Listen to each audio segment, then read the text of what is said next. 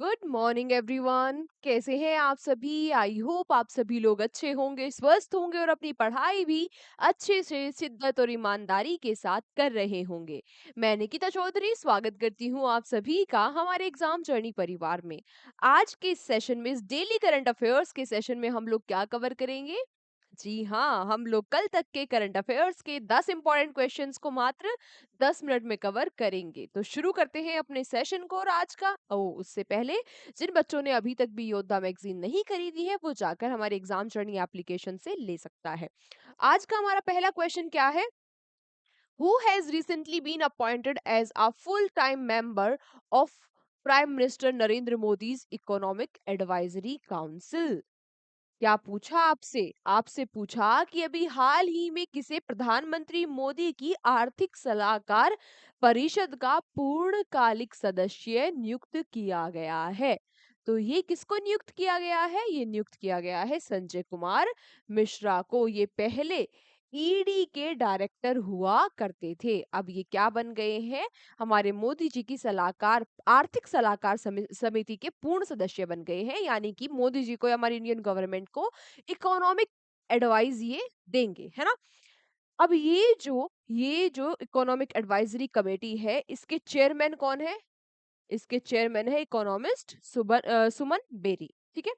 सुमन berry और क्या है? कहाँ के वाइस चेयरपर्सन? कहाँ के वाइस चेयरपर्सन या फिर सीईओ, चेयरमैन क्या है ना? ये आप मुझे आज कमेंट बॉक्स में बताओगे। ये आपका क्वेश्चन फॉर यू। ठीक है। अगला आपसे पूछ रहे हैं, recently India and which country has launch LIBA group to promote economic relation? Economic relation यानी कि अपने आर्थिक संबंधों को बेहतर बनाने के लिए भारत और किस देश ने LIBA ग्रुप जो है उसको शुरू किया है, लॉन्च किया है? तो ये किसने किया है? श्रीलंका ने। ठीक है।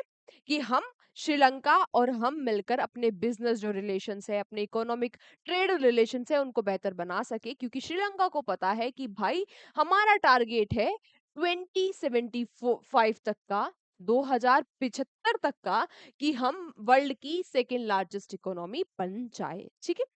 अब बात करें यहाँ पे श्रीलंका के बारे में। श्रीलंका की दो कैपिटल है। एक है कोलंबो जो कि एग्जीक्यूटिव और जुडिशियल कैपिटल है। दूसरी है श्री जयवर्धनेपुरे कोटे जो कि यहाँ की लेजिस्लेटिव कैपिटल है। रुपी यहाँ की करेंसी है, श्रीलंकन रुपी। ऑफिशियल लैंग्वेज यहाँ की सिन्हाल है, सिन्हाल और तमिल। प्रेसिडेंट है यहाँ के अनुरा कुमारा दिशनायके। और यहाँ की पीएम है हरिनी अमरे सुरैया। बहुत बार पढ़ चुके हैं, बहुत बार रिवाइज कर चुके हैं, अब तो आपको याद होगा ही। फिर भी नहीं है तो लिख लेना। अगला, which has recently become world's largest steel company? अभी हाल ही में विश्व की सबसे बड़ी स्टील कंपनी कौन बन गई है? तो ये बन गई है कौन? JSW steel. भारत की JSW स्टील बन गई है दुनिया की सबसे बड़ी स्टील कंपनी। इसने इसने यूएसए की नुकोर कॉर्प को भी पीछे छोड़ दिया है। अब ये सेकंड नंबर पर है और हमारे इंडिया की JSW स्टील पहले नंबर पर है। अगला, विच country has recently ban Facebook? अभी हाल ही में किस देश ने फेसबुक को ही बैन कर दिया है? तो ये कर दिया है पोपुआ न्यू गिनी ने। पोपुआ न्यू गिनी ने अपने यहाँ पर बोला है कि यहाँ पर हेट स्पीच जो है उसको कम करने के लिए, जो मिस इन्फॉर्मेशन फेसबुक के थ्रू फैलाई जाती है, उसको खत्म करने के लिए फेसबुक को ही बंद कर दिया। ना रहेगा बांस ना बजेगी बांसुरी। पोपुआ न्यू गिनिया के बारे में बात करें तो यहाँ की कैपिटल है पोर्ट पोर्ट मोरसेबई। यहाँ की जो पीएम है वो है जेम्स जेम्स मरापे। और यहाँ की जो करेंसी है वो है कीना, है ना? कुछ अलग सा करेंसी आई तो हो सकता है पूछ ले, याद रखना। अगला, recently who has become India's number 1 female squash player? भारत की number 1 squash female squash player कौन बन गई है? तो ये बन गई है कौन भाई? ये बन गई है अनाहत सिंह। अनाहत सिंह। अभी हाल ही में वर्ल्ड की एक रैंकिंग निकाली गई, PSA वर्ल्ड रैंकिंग, जिसमें सभी एथलीट्स को रैंक किया गया। इसमें अनाहत सिंह की रैंकिंग 68 है और ये भारत में पहले नंबर पे है। भारत में दूसरे नंबर पे कौन है? भारत में दूसरे नंबर पे है आकांक्षा सोलंकी और इनकी वर्ल्ड में रैंकिंग 69 है। ठीक है?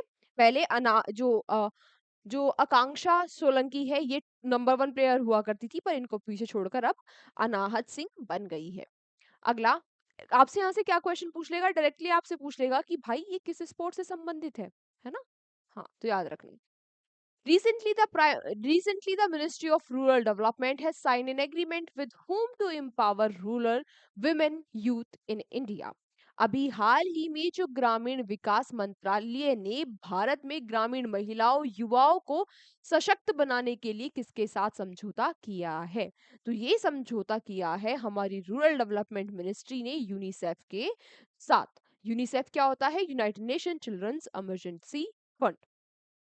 अब यहाँ पर क्या होगा? यहाँ पर यूनिसेफ और हमारी जो रूरल डेवलपमेंट मिनिस्ट्री है, ये मिलकर जो हमारे गांव में रहने वाला यूथ है, महिलाएं हैं, उनको सशक्त बनाएंगे, उनको एम्पावर करेंगे। क्या क्या इनिशिएटिव्स ये करेंगे कोलैबोरेशन में?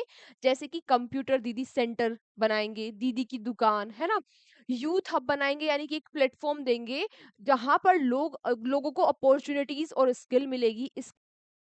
की दीदीज का भी क्रिएशन होगा, है ना?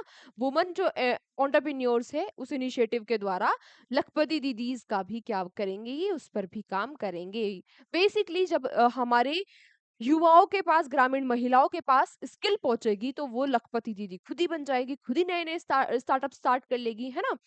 बहुत सारी चीजें कर सकती है अगर वो स्किल्ड हो जाए। तो इसी पर ये लोग काम कर रहे हैं। अगला, recently who has release the book ripples of change gender transformation rural wash programme in India. अभी हाल ही में ये जो बुक है इसको किसके द्वारा लॉन्च किया गया? तो इसको लॉन्च किया सी आर पाटिल ने। सी आर पाटिल क्या है? हमारे यूनियन मिनिस्टर फॉर जल शक्ति है। इन्होंने इस बुक को रिलीज किया। इन्होंने इन्होंने किसके साथ मिलकर? यूनिसेफ इंडिया के साथ मिलकर ही इस बुक को रिलीज किया। इसमें भारत की भारत के ग्रामीण क्षेत्रों की वो 10 सशक्त कहानियां दर्शाई गई है। कौन सी 10 सशक्त कहानियां?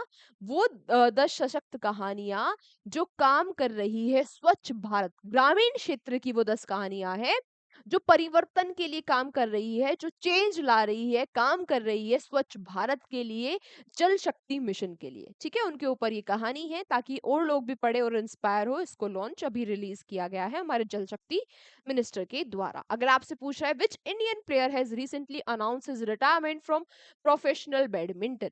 अभी हाल ही में किस भारतीय खिलाड़ी ने प्रोफेशनल बैडमिंटन से संन्यास की घोषणा कर दी है?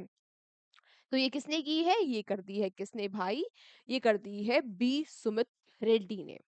ठीक है, बी सुमित रेड्डी 2022 के कॉमनवेल्थ गेम्स में भारत के लिए सिल्वर मेडल लेकर आए थे। अब इन्होंने बैडमिंटन से रिटायरमेंट ले लिया है। तो डायरेक्टली क्या भी पूछ लेगा? क्या पूछ लेगा? या तो पूछ लेगा कि लास्ट ये कॉमनवेल्थ में कौन सा मेडल लेकर आए थे, है ना? या तो पूछ लेगा कि ये किस खेल से संबंधित है। तो बैडमिंटन याद रखना। अगला question, recently sorry, recently who successfully test the vulsar sum? vulsar sum ये है क्या? ये है vertically launched short range surface to air missile. यहाँ पर आपको एक दो चीजें क्वेश्चन में ही पता चल गई कि ये क्या है? ये क्या है? शॉर्ट रेंज है। ये जो मिसाइल है ये क्या है? शॉर्ट रेंज है और सरफेस टू एयर है ना? कई बार आपसे क्या करता है, आपसे नाम देकर यही पूछ लेता है कि पृथ्वी कौन सी है? सरफेस टू एयर है, एयर टू सरफेस है, आकाश कौन सी है? एयर टू एयर मिसाइल है। यानी कि सरफेस टू एयर का मतलब क्या होता है? जैसे मिसाइल सरफेस पर होगी और एयर में वार करेगी। Surface to air, air to air, air में, एयर से ही एयर में, है ना? और एयर टू सरफेस ऊपर से नीचे। ठीक है, समझ गए ना? तो कई बार आपसे ये पूछ लेता है कि मिसाइल जो है ये किस तरीके की मिसाइल है। तो ये दोनों बातें हमें क्वेश्चन में ही पता चल गई कि एक तो ये शॉर्ट रेंज है, दूसरा ये सरफेस टू एयर मिसाइल है। बताते हैं कि अब बात आती है कि इसका सक्सेसफुली लॉन्च किसने कर लिया? तो सक्सेसफुली लॉन्च कर लिया है हमारे डीआरडीओ ने। डीआरडीओ यानी कि defence research and development organisation ने। अभी हाल ही में टेस्ट कहाँ पर हुआ है? तो इसका टेस्ट हुआ है integrated test range Chandipur Odisha में। यहाँ पे काफी टेस्ट होते रहते हैं मिसाइल्स के, है ना? तो कभी ऐसा हो कि ठीक है बिल्कुल कुछ समझ ही नहीं आ रहा, एक दो ऑप्शन हमने एलिमिनेट एलिमिनेट कर लिया, तो हम तुक्का मार सकते हैं इस पे। ठीक है? अब बात करें डीआरडीओ के जो चेयरमैन है वो कौन है? डॉक्टर समीर वी कामत है। ये तो आप सभी को पता ही होगा मेरे हिसाब से। आज का हमारा आखिरी question, who has recently become the world second largest T exporter? दुनिया का, विश्व का दूसरा सबसे बड़ा चाय एक्सपोर्ट करने वाला, चाय का निर्यातक कौन सा देश बन गया है? तो कौन सा देश बन गया है? जी हाँ, हमारा प्यारा भारत बन गया है चाय का दूसरा एक्सपोर्टर देश। पहला कौन है? पहले पर बना हुआ है केन्या। केन्या, केन्या पहले पे बना हुआ है केन्या। भारत के कई सारे हिस्सों में चाय होती है, जैसे कि असम में, है ना? वेस्ट बंगाल में, तमिलनाडु, केरला, कई सारे, कर्नाटका, यहाँ पर चाय होती है। ठीक है? इस चाय को रेगुलेट कौन करता है? एक बोर्ड होगा इसके लिए, तो उस बोर्ड का नाम है tea board of India. Tea board of India. ये किसके अंडर आता है? Ministry of commerce and industry के अंदर ये बोर्ड आता है। और इस बोर्ड की स्थापना हुई थी किसके द्वारा? टी एक्ट इन 1953, इस एक्ट के द्वारा इस बोर्ड की स्थापना की गई थी। हेडक्वार्टर्स इसके कोलकाता में है और इसके डिप्टी चेयरमैन है सौरव सौरव पहरी, जो कि आईएएस ऑफिसर हैं। ठीक है? क्लियर सारी चीजें? टी बोर्ड के बारे में ये सारी चीजें मैंने क्यों पढ़ाई, अब तो आप समझदार हो गए होंगे, समझ गए होंगे कि भाई अगर हम सेकंड लार्जेस्ट एक्सपोर्टर बन गए हैं तो एग्जामिनर का दिमाग यहाँ जरूर आएगा कि भाई टी बोर्ड ऑफ इंडिया जो रेगुलेट करता है हमारे देश में टी के जो घरेलू निर्यात है या एक्सपोर्ट है, या फिर जो टी का कल्टीवेशन है, उन सबको क्या करता है? रेगुलेट करता है। ये कब स्थापित हुआ था? हेडक्वार्टर कहाँ है? इसके जो डिप्टी चेयरमैन है वो कौन है? कुछ भी पूछ सकता है। ठीक है? क्लियर? तो आज की क्लास को हम यहीं तक रखते हैं। आपको पीडीएफ मिल जाएगी हमारे एग्जाम जर्नी के एप्लीकेशन पर और हमारे एग्जाम जर्नी के टेलीग्राम चैनल पर। जहां से भी आपको सूटेबल लगे आप इसकी पीडीएफ ले लेना और अपने अच्छे से नोट्स बना लेना। बाकी कल की क्लास को अटेंड करने से पहले एक बार आज की क्लास का रिवीजन कर लेना। आज है सैटरडे, कल संडे है। कल होगी हमारी मंथली करंट अफेयर्स की क्लास, जिसमें हम मार्च की पूरी करंट अफेयर्स को पढ़ेंगे। ठीक है? कल संडे है, इसीलिए कल ही हम मंथली क्लास ले लेंगे। उसके बाद 31st की क्लास हम 31st को लेंगे और 31st के जो क्वेश्चंस होंगे वो अगली बार हम अगली मंथली क्लास में ऐड कर देंगे। तो हमारी जो मंथली क्लास होने वाली है वो कल होगी 30 को। ठीक है? जिसमें हम पूरे मार्च के क्वेश्चन पढ़ेंगे, टॉप 100 क्वेश्चन जिसमें रहेंगे।